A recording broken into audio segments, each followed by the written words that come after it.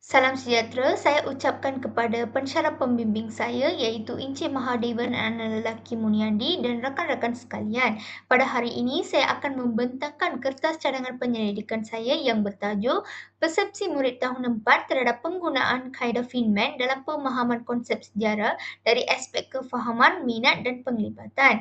Saya Kartika Anak Perempuan Karunagaran dari kelas 32G akan membentangkan isi-isi penting kajian ini. Seterusnya, kita akan mulakan dengan bab 1 iaitu pendahuluan di mana bab ini akan memberikan gambaran awal tentang keseluruhan kajian termasuk latar belakang, penyataan masalah, tujuan, objektif, persoalan kajian, hipotesis, skop batasan, kepentingan serta definisi operasional. Mari kita lihat satu persatu. Yang pertamanya pengenalan di mana pendidikan berkualiti merupakan asas penting dalam pembangunan model insan yang seimbang. Pada abad ke-21, pemikiran kritis, kreatif dan pembelajaran bermakna sangat ditekankan, di mana falsafah pendidikan kebangsaan dan kurikulum standard sekolah rendah bagi mata pelajaran sejarah berperanan membentuk murid yang berjati diri, berpengetahuan serta bersemangat patriotik melalui pendekatan pemikiran sejarah. Namun, pada realitinya, pengajaran sejarah masih cenderung menggunakan kaedah tradisional. Ini menyebabkan murid kurang berminat, pasif dan tidak memahami konsep secara mendalam. Oleh itu, pendekatan berpusatkan murid seperti kaedah Feynman yang menekankan penerangan semula konsep dengan bahasa sendiri dilihat berpotensi untuk meningkatkan kefahaman dan penglibatan murid. Justru, kajian ini bertujuan untuk meneliti persepsi murid tahun 4 terhadap penggunaan kaedah Feynman dalam pembelajaran sejarah. Seterusnya, penyataan masalah di mana terdapat jurang yang ketara antara keadaan semasa dan keadaan ideal dalam pengajaran dan pembelajaran sejarah. Keadaan ideal, murid seharusnya memahami konsep, aktif dan berminat dalam pembelajaran sejarah. Namun, keadaan semasa menunjukkan murid masih cenderung menghafal fakta tanpa memahami konsep. Mereka suka mengaitkan dan menganalisis peristiwa sejarah. Kedua pula, mata pelajaran sejarah sering dianggap membosankan kerana kaedah pengajaran tradisional yang kurang interaktif. Seterusnya, penglibatan murid dalam bilik darjah juga rendah kerana pembelajaran bersifat satu hala dan tidak berpusatkan murid. Oleh itu, kajian ini perlu dijalankan untuk meneliti persepsi murid terhadap penggunaan kaedah Feynman sebagai pendekatan alternatif dalam meningkatkan kefahaman, minat dan penglibatan. Selain itu, tujuan kajian ini adalah untuk meneliti persepsi murid tahun 4 terhadap penggunaan kaedah Feynman dalam pembelajaran sejarah, di mana kajian ini memberi tumpuan kepada 3 aspek utama iaitu kefahaman murid terhadap konsep sejarah, minat murid terhadap pembelajaran sejarah dan penglibatan murid dalam proses pengajaran dan pembelajaran sejarah. Objektif kajian. Bagi mencapai tujuan tersebut, saya telah menetapkan 4 objektif kajian. Yang pertamanya, mengenal pasti persepsi murid tahun 4 terhadap penggunaan kaedah Feynman dari aspek kefahaman dalam pembelajaran sejarah. Kedua pula, mengenal pasti persepsi murid tahun 4 dari aspek minat dalam pembelajaran sejarah. Ketiga pula, mengenal pasti persepsi murid tahun 4 dari aspek penglibatan dalam pengajaran dan pembelajaran sejarah. Keempat pula, mengenal pasti perbezaan persepsi murid tahun 4 berdasarkan faktor demografi iaitu jantina dan juga pencapaian akademik. Seterusnya, persoalan kajian yang pertamanya adalah apakah persepsi murid tahun 4 terhadap penggunaan kaedah Feynman dari aspek kefahaman dalam pembelajaran sejarah. Kedua pula, apakah persepsi murid tahun 4 terhadap penggunaan kaedah Feynman dari aspek minat dalam pembelajaran sejarah. Ketiga pula, apakah persepsi murid tahun 4 terhadap penggunaan kaedah Feynman dari aspek penglibatan dalam PDP sejarah. Keempat pula, adakah terdapat perbezaan yang signifikan dalam persepsi murid tahun 4 terhadap penggunaan kaedah Feynman berdasarkan jantina. Kelima pula, adakah terdapat perbezaan yang signifikan dalam persepsi murid tahun 4 terhadap penggunaan kaedah Feynman berdasarkan pencapaian akademik? Hipotesis kajian yang pertamanya adalah hipotesis nol iaitu tidak terdapat perbezaan yang signifikan dalam persepsi murid tahun 4 terhadap penggunaan kaedah Feynman berdasarkan jantina. Kedua pula, tidak terdapat perbezaan yang signifikan dalam persepsi murid tahun 4 berdasarkan pencapaian akademik. Bagi hipotesis alternatif pula, terdapat perbezaan yang signifikan dalam persepsi murid tahun 4 berdasarkan jantina. Yang seterusnya adalah terdapat perbezaan yang signifikan dalam persepsi murid tahun 4 berdasarkan pencapaian akademik. Seterusnya, skop dan batasan kajian. Yang pertamanya, mari kita lihat skop kajian, iaitu kajian ini memfokuskan kepada persepsi murid tahun 4 terhadap penggunaan kaedah Feynman dalam pembelajaran sejarah. Kajian ini meneliti 3 aspek utama, iaitu kefahaman, minat dan penglibatan. Kajian ini tidak mengukur keberkesanan kaedah, tetapi sebaliknya hanya menilai pandangan murid terhadap pengalaman pembelajaran mereka. Sampel kajian pula melibatkan murid tahun 4 di sebuah sekolah rendah Tamil menggunakan kaedah persampelan dan bukan keberangkalian, dan data dikumpul melalui soal selidik skala Likert dan dianalisis menggunakan statistik deskriptif dan inferensi. Selain itu, batasan kajian iaitu saiz sampel yang kecil dan hanya melibatkan satu kelas sahaja, maka ini menghadkan kebolehumuman dapatan kajian. Seterusnya, reka bentuk kajian tinjauan dan tempoh kajian yang singkat tidak menggambarkan kesan jangka panjang. Yang ketiga pula, kajian hanya melibatkan satu sekolah dan faktor persekitaran mungkin mempengaruhi dapatan. Keempat pula, pemboleh ubah luaran seperti motivasi, sokongan ibu bapa dan pengalaman murid tidak dapat dikawal sepenuhnya. Yang kelima pula, penggunaan soal selidik bergantung kepada kejujuran responden dan kajian hanya menilai persepsi tanpa mengukur keberkesanan sebenar. Di samping itu, kepentingan kajian. Kajian ini penting kepada beberapa pihak. Yang pertamanya adalah murid, di mana memberi peluang kepada murid untuk menyatakan persepsi mereka terhadap kaedah Feynman, dan dapatan kajian menunjukkan sama ada kaedah ini membantu meningkatkan kefahaman, minat dan penglibatan murid. Kajian ini juga memperlihatkan tahap penerimaan murid terhadap pendekatan pembelajaran berpusatkan murid. Kedua pula, guru, iaitu membantu guru memahami persepsi murid terhadap kaedah Feynman dalam pengajaran sejarah. Dapatan kajian boleh dijadikan panduan untuk mempelbagaikan strategi pengajaran yang lebih inovatif dan perpusatkan murid. Guru juga dapat menambah bayar amalan pedagogi berdasarkan keperluan dan respons murid. Yang ketiga pula dari segi sekolah, di mana membantu pihak sekolah untuk merancang program pembangunan profesionalisme guru berkaitan pedagogi inovatif. Dapatan kajian ini juga boleh dijadikan asas untuk melaksanakan bengkel dan perkongsian amalan terbaik. Sekolah juga dapat menilai kesesuaian kaedah Feynman sebagai pendekatan pengajaran. Keempat pula, kepada Kementerian Pendidikan Malaysia, di mana memberi input dalam memperkasa pengajaran sejarah di sekolah rendah, dan dapatan kajian juga boleh dijadikan rujukan dalam pembangunan kurikulum dan latihan guru. Kajian ini menyokong usaha KPM dalam memperkukuh pembelajaran abad ke-21. Pengkaji akan datang, di mana kajian ini menjadi rujukan awal untuk pengkaji akan datang meneroka kaedah Feynman dengan lebih meluas. Kajian lanjutan boleh menilai keberkesanan kaedah atau membandingkannya dengan pendekatan lain. Skop kajian boleh diperluas dengan sampel lebih besar dan reka bentuk kajian juga yang lebih kompleks. Selain itu, definisi operasional, di mana sebelum kita melangkah lebih jauh, saya jelaskan maksud istilah-istilah penting dalam kajian ini. Yang pertamanya adalah persepsi, di mana persepsi ini merujuk kepada pandangan dan tanggapan murid tahun 4 terhadap penggunaan kaedah Feynman. Persepsi ini diukur melalui soal selidik skala Likert 5 mata berdasarkan aspek kefahaman, minat dan penglibatan. Skor yang lebih tinggi menunjukkan persepsi murid yang lebih positif.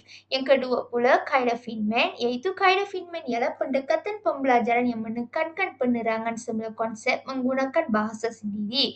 Kaedah ini melibatkan mengenal pasti konsep, menerangkan semula, mengenal pasti kekeliruan dan menambah baik penerangan. Dalam kajian ini, kaedah ini dilaksanakan melalui aktiviti pengajaran dan pembelajaran sejarah yang berpusatkan murid.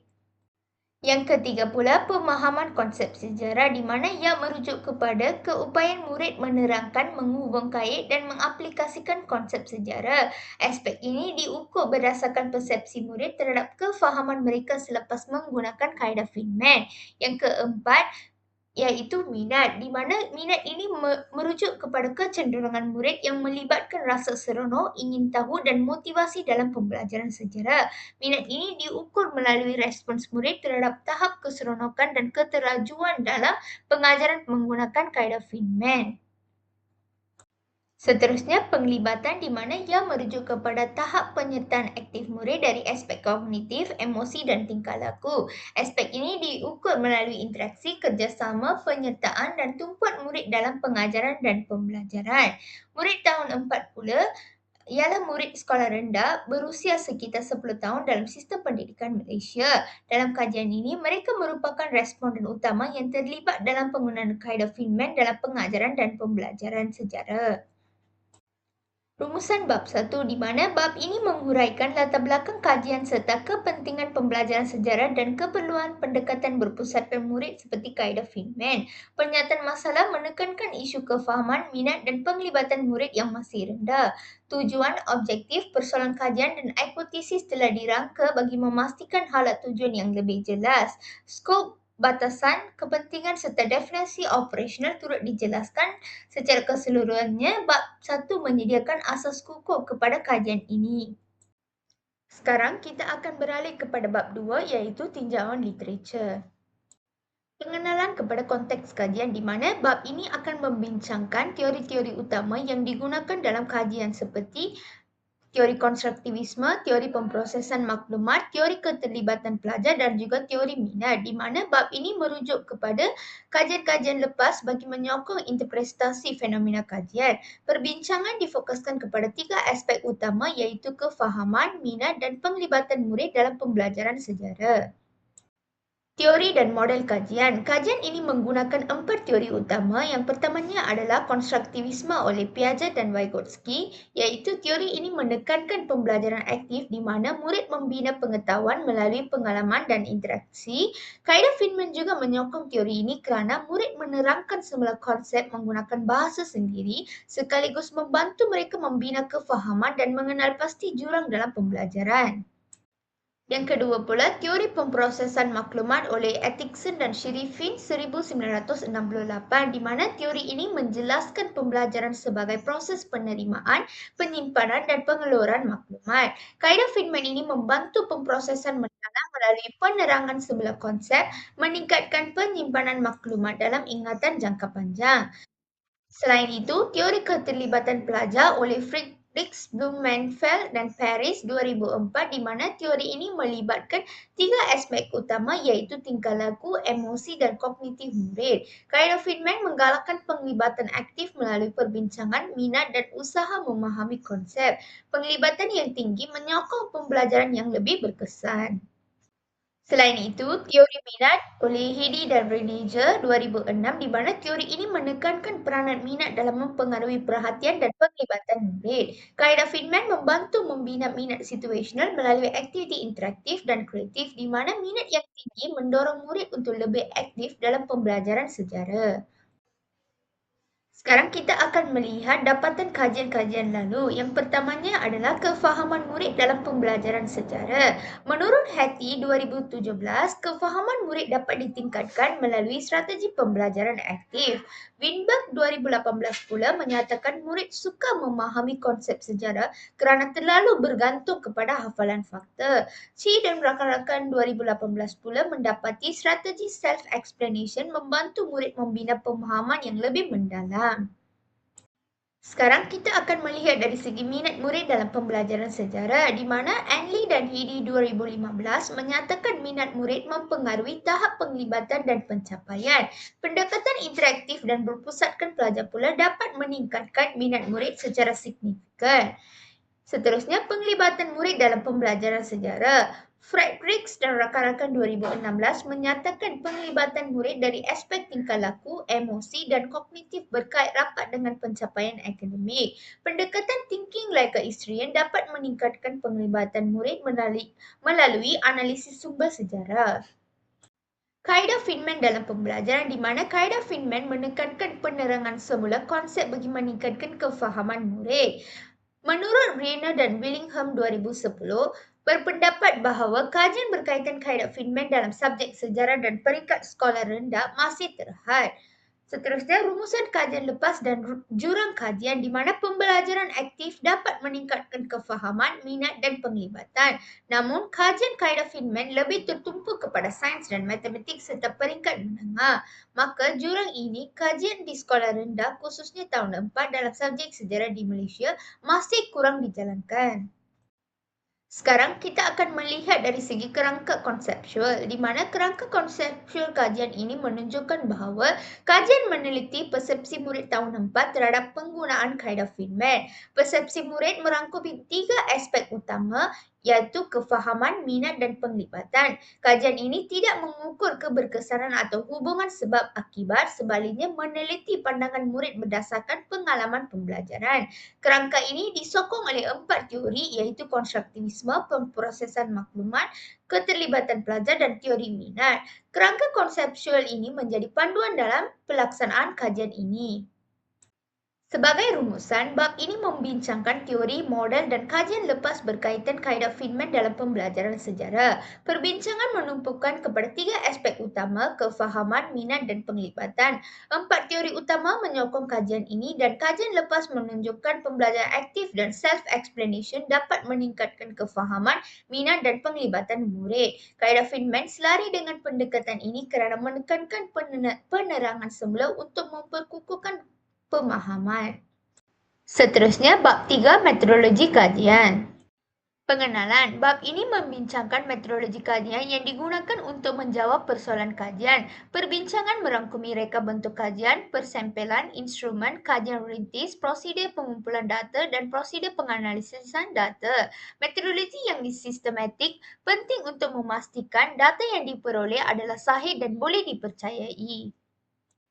Reka bentuk kajian. Kajian ini menggunakan reka bentuk kajian tinjauan berbentuk kuantitatif melalui soal selidik. Reka bentuk ini sesuai untuk meneliti persepsi murid tahun 4 terhadap kaedah Feynman dari aspek kefahaman, minat dan penglibatan. Murid mengikuti pengajaran dan pembelajaran menggunakan kaedah Feynman sebelum menjawab soal selidik, menjadikan kajian ini berbentuk tinjauan pasca pelaksanaan. Data berbentuk numerikal memudahkan analisis statistik dijalankan secara objektif dan penggunaan soal selidik berstruktur membolehkan pengumpulan data yang sistematik dan tidak berat sebelah. Persempelan merujuk kepada pemilihan sebahagian populasi sebagai wakil kajian. Sampel kajian terdiri daripada 30 orang murid tahun 4 di SJ Kirti Saraswati. Pemilihan sampel menggunakan kaedah persempelan bertujuan purposive sampling, di mana responden dipilih berdasarkan penglibatan mereka dalam pengajaran dan pembelajaran menggunakan kaedah Feynman. Saiz sampel sebanyak 30 orang ini dianggap sesuai untuk kajian tinjauan bagi mendapatkan gambaran awal persepsi murid. Instrumen kajian menggunakan soal selidik untuk mengumpul data persepsi murid, di mana soal selidik dibahagikan kepada 2 bahagian. Bahagian A iaitu demografi, jantira dan pencapaian akademik. Bahagian B terdiri daripada 20 item persepsi yang merangkumi 3 konstruk utama. Yang pertama, 8 item untuk kefahaman, 8 item untuk minat dan 8 item untuk penglibatan. Item soal selidik diadaptasi daripada kajian lepas dan disesuaikan dengan tahap murid tahun 4. Skala Likert 5 mata digunakan bagi mengukur tahap persetujuan responden. Kesahan merujuk kepada keupayaan instrumen mengukur konstruk yang sepatutnya diukur. Kajian ini melibatkan kesahan muka, menilai kejelasan dan kefahaman item dan kesahan kandungan di mana menilai kesesuaian item dengan konstruk. Instrumen telah disemak oleh 3 orang pakar iaitu seorang pensyarah, seorang guru sejarah dan seorang guru bahasa. Maklum malas daripada pakar-pakar ini digunakan untuk menambah baik instrumen agar lebih jelas dan relevan. Kebolehpercayaan merujuk kepada ketekalan instrumen dalam mengukur konstruk secara konsisten. Kajian ini menggunakan pekali alpha Cronbach untuk mengukur ketekalan dalam item. Analisis dijalankan menggunakan perisian IBM SPSS berdasarkan data kajian rintis. Nilai alpha Cronbach yang tinggi biasanya melebihi 0.70 menunjukkan instrumen mempunyai tahap kebolehpercayaan yang baik. Penambahbaikan item akan dilakukan jika nilai kebolehpercayaan berada pada tahap rendah.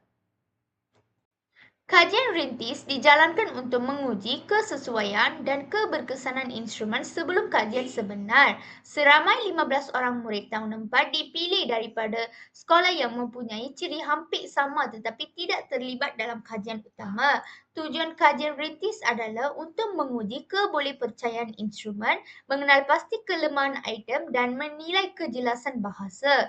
Data dianalisis menggunakan SPSS untuk mendapatkan nilai alpha crown batch. Penambahbaikan akan dilakukan terhadap instrumen sebelum digunakan dalam kajian sebenar. Prosedur pengumpulan data di mana langkah satu adalah pengkaji akan mendapatkan kebenaran rasmi daripada pihak sekolah melalui surat kebenaran institusi serta memperoleh persetujuan ibu bapa atau penjaga. Langkah dua pula, pengkaji mengenal pasti kelas yang terlibat dalam menetapkan masa yang sesuai dengan kerjasama guru mata pelajaran sejarah selepas murid mengikuti pengajaran menggunakan kaedah Feynman. Langkah tiga pula, borang soal selidik diedarkan di mana pengkaji memberikan taklimat serta membaca item soalan bagi memastikan kefahaman responden. Langkah keempat pula, responden diminta menjawab semua soalan dengan jujur. Borang soal selidik dikumpul dalam satu sesi bagi memastikan data lengkap, tepat dan sesuai untuk dianalisis. Prosedur penganalisisan data di mana data akan dianalisis secara kuantitatif menggunakan perisian IBM SPSS Statistik 27. Analisis statistik deskriptif mean kekerapan peratusan sisian piawai digunakan untuk menentukan tahap persepsi murid. Tahap persepsi akan dikategorikan sebagai rendah, sederhana atau tinggi berdasarkan skor mean. Statistik inferensi pula menggunakan ujian T untuk perbezaan berdasarkan jantina dan ANOVA untuk perbezaan berdasarkan pencapaian akademik.